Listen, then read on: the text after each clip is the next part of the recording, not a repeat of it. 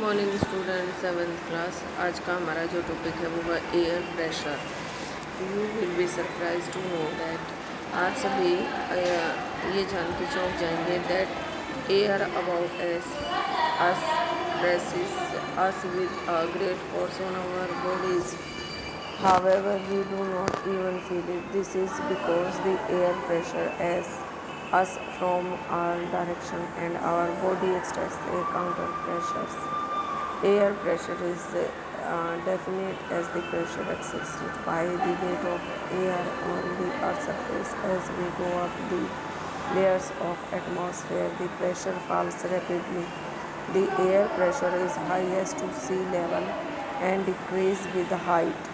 सी level पे जो pressure है वो ज़्यादा होता है और जैसे जैसे आप हाईएस्ट ऊंचाई की ओर की तरफ बढ़ते हैं तो ये डिक्रीज कम होना शुरू हो जाता है। Original the distribution of air pressure is influenced by temperature of air at a given place. In area where temperature is high the air gets heated and rises. This creates a low pressure area. Low pressure is associated with cloudy skies and wet weather. In areas having lower temperature, the air is cold. It is therefore heavy. Heavy air sinks and creates a high pressure area. High pressure is associated with clear and sunny skies. The air always moves from high pressure areas to low pressure areas. Wind. What is wind? Our next topic is wind. Wind is named after the direction from which is blow. The wind blowing from west called westerly. The movement of air from high pressure area to low pressure area is called wind. जो movement होती है air की वो high pressure से low pressure की तरफ जब आती है तो उसे विंड कहा जाता है। You will see wind at work as it blows dry leaves down the pavement or uproots trees during a storm. तो आप देखते हैं कि ये ट्रीज़ के ऊपर जो है ड्यूरिंग द स्टॉर्म आपको दिखाई देता है उसके रूट्स के ऊपर। Sometimes when the wind blow gently you can even see it blowing away smoke or fine dust. At times wind can be so strong that it is difficult to walk against it. You must have experienced it is not easy to hold an umbrella on a windy day. Think of some other examples when strong winds have created problems for you. Winds can be broadly divided into three types. जो wind होती है वो three type में divided होती है। Permanent winds, seasonal winds and local winds. First of all, we clear the permanent winds. The trade winds, westerlies and easterlies.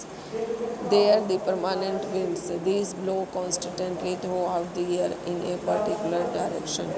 Seasonal winds. These winds change their direction in different seasons. For example, monsoon in India.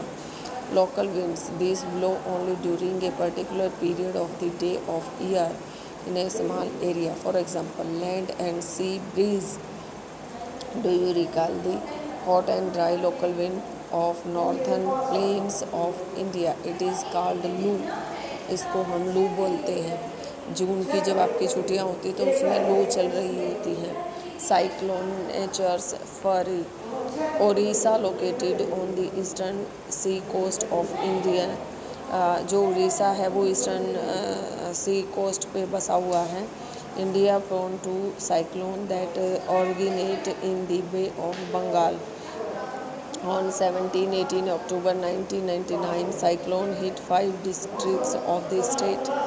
Another super cyclone occurred on the 29th October 1999 that devastated large portion of the state. The damages caused were mainly due to three factors: wind velocity, rain, and tidal shores. The wind of up to 260 km per hour lasted for over 36 hours. These high velocity winds uprooted trees and damaged the kacha houses. Roofs, tops of several industrial sheds and other houses were also blown away. sorry, power supply and telecom lines snapped completely. Heavy rain occurred under the influence of the cyclone for 3 days continuously. These rains led to flooding in the major rivers of Orissa. The cyclonic winds cast tidal waves. They swept 20 kilometers inland and brought massive destruction to the coastal area. The 7 to 10-meter high tidal wave struck suddenly and caused massive damage to the standing paddy groves.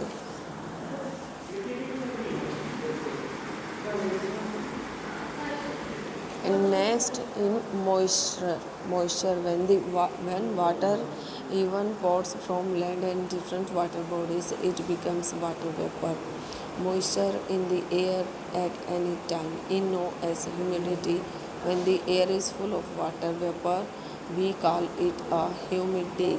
As the air gets warm, its capacity to hold the water vapor increases, and so it becomes more and more humid. On a humid day, clothes take longer to dry, and sweat from our body does not evaporate easily, making us feel very uncomfortable. When the water vapor rises, it starts cooling the water vapor condenses, causing formation of droplets of water. Clouds are just masses of such water droplets. When these droplets of water become too heavy to float in air, then they come down as participation. Um, Jet planes flying in the sky leave a white trail behind them. The moisture from their engines condense. We see trails of this condensed moisture for some time when there is no air movement to disturb it. Participations that come down to the earth in liquid form in called rain. Most of the groundwater come from rainwater. Plants help preserve water when trees on hills, slides are cut. Rainwater flow down the bare mountains and can cause flooding of low-lying areas. On the basis of mechanism, there are three types of rainfall: the convectional rainfall, the or orographic rainfall, and the clonic rainfall. Rainfall is very important for the survival of plants and animals. It brings fresh water to the earth's surface. If rainfall is less, water scarcity and drought occur. On the other hand, if it is more, floods take place. Other forms of participation are snow, sleet, and hail. Okay, students, it's your last video in this chapter. Think you are understand.